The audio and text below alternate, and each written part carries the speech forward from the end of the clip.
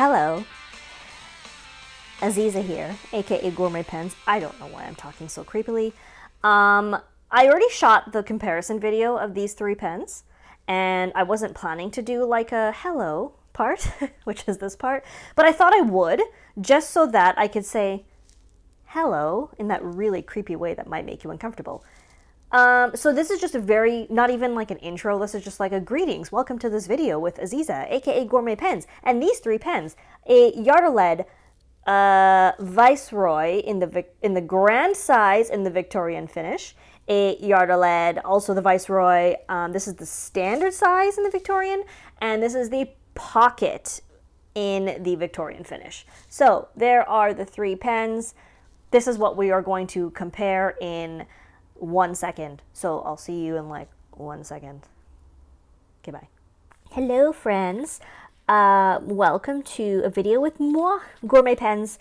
There is no face part because there's really not much to show from the face.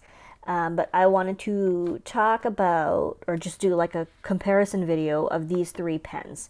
So what we have here, if you don't recognize them already, is the Untitled Viceroy Grand in the Victorian finish.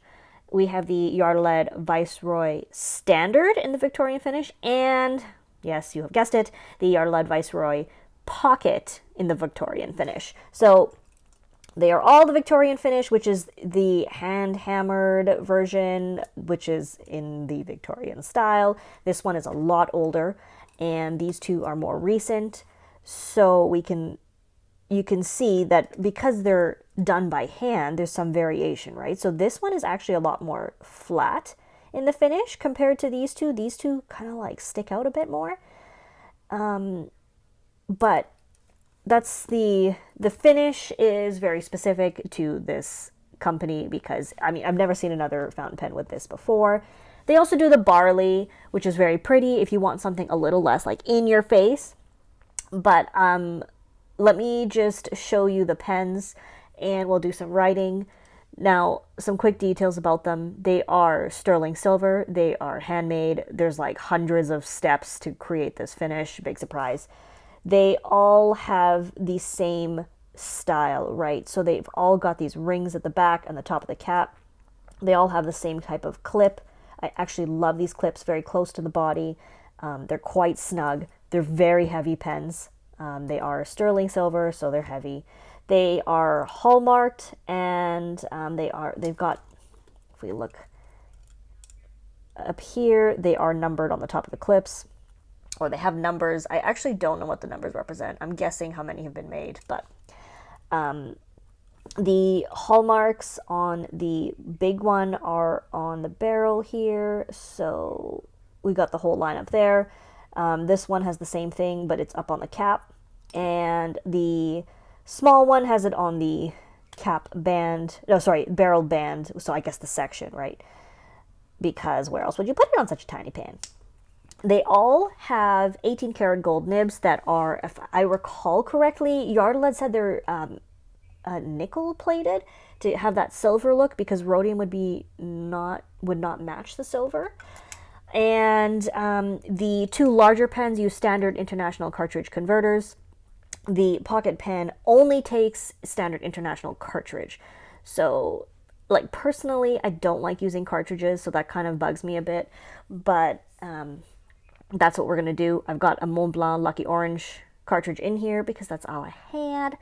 And these two are inked with Diamine Eau de Nil. Now, in terms of prices, I'm going to give you the euro price. And this includes VAT. So depending on where you're getting it from, you knock off whatever, like 20% or something, right? The large one is 1,170 euros. This one is 820 euros. And oddly enough, the pocket is 910 euros. So interesting, right? Let's do a quick size comparison. And then we will do some writing. The Viceroy Grand is thick. It's a large pen. It definitely fills my hand. I don't find it uncomfortable, but it's large and it's heavy.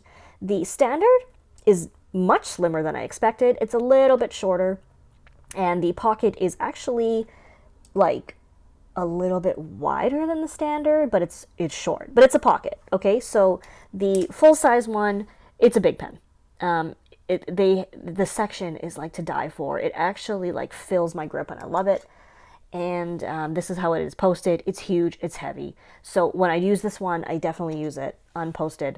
It's not my pen. This pen belongs to Steven, and he's had it for a long time, and like many years, and it's still in fantastic condition.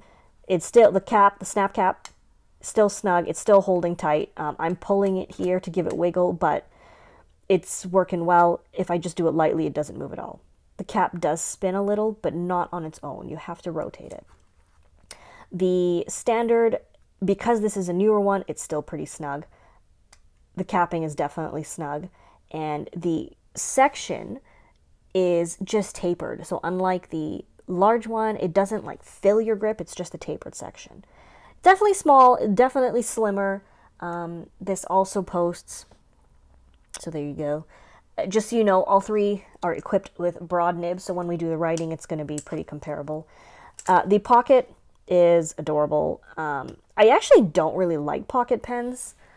Obviously, it's not meant to be used unposted. I think those of you with smaller hands definitely could get away with it.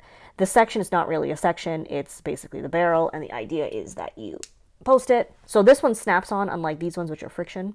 Makes it more usable. Okay, I'm just going to do this. Okay, there we go. So there they are. I did not post these two because I'm guessing that most people are not going to use them posted. But if we want to, we can post the standard just to give you an idea of the size difference. And I guess we might as well just post this one too because now you've seen it. They're definitely loud pens. These will certainly not appeal to everyone, but if you like heavy pens that make a statement, then these are certainly pens to consider. Now you can see the difference in the sections, and they all use plastic feeds. Personally, my favorite nib is actually the largest one. My favorite pen is still the largest one. I find the section so comfortable. I really like it. And then the standard, and then the pocket. So let's start with the pocket and work our way up, shall we? I'm gonna cap these. We're gonna move up a little and zoom in a little bit. Okay, I'm gonna just lock everything. Give me a second. Okay, so we have the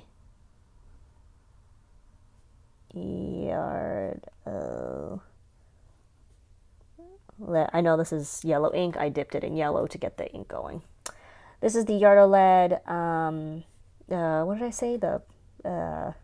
Shoot, sorry, my brain is dead. Viceroy, sorry. Viceroy.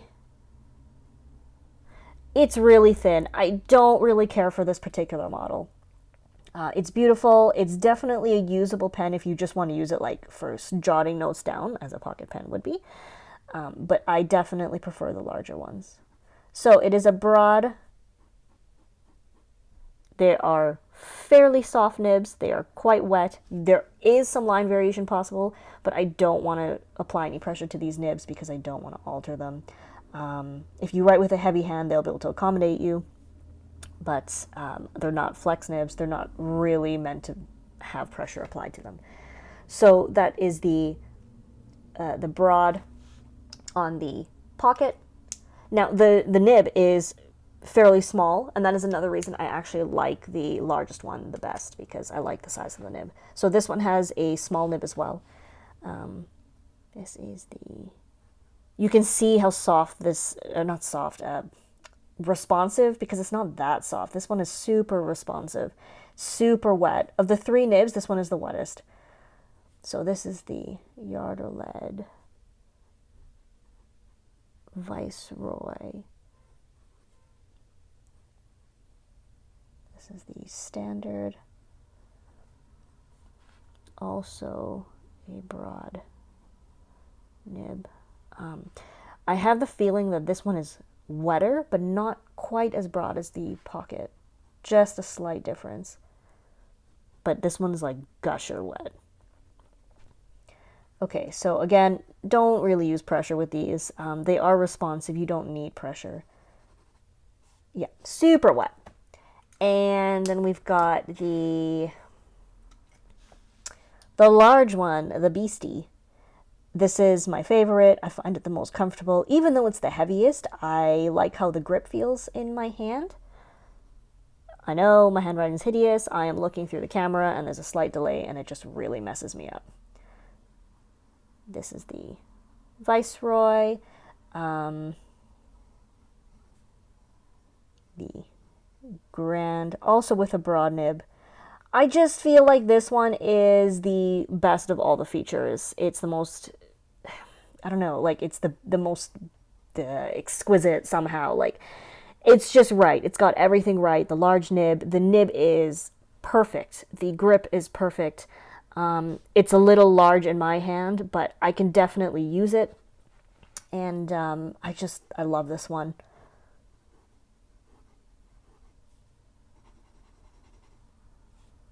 Wet, just an exquisite writer. I love these pens. I love I know, again, the finish is not for everyone. For me, it works. I really like them. They're not going to appeal to everyone. That's totally fine. So if you're looking for a non-pocket version, the Standard is a great option. It really is. Like, of the three, I'm just saying that I like the biggest one. But if I didn't own the largest one and I was on a budget, I mean, they're all pretty expensive, but the Standard is the most reasonable. So there you go. But for me, like, I would rather sell a few pens and own fewer pens and own the one that I really want. So I would definitely save up for this one. And there you have it. We've got the 3 Yarda-led Viceroys side by side, all with broad nibs. And overall, like, the performance of all the nibs is pretty comparable. So I wouldn't really worry about too much variation. They're all beautiful. They all write really well. And they are well suited for customization if you want like a stub or an italic. So really nice pens and nice nibs and a lovely little company. So there you go. And the last thing is they have a smooth plate on the cap so you can engrave them. So beautiful gift for yourself or someone else. Anywho, hopefully this was useful to you. If you did enjoy it, please like and subscribe because I'd be super grateful. And otherwise, you can find me as Gourmet Pens on Facebook, Twitter, Pinterest, Instagram, and Patreon, and as well as Toronto Pen Company. Thank you guys so much for watching. We will see you next time. Bye-bye.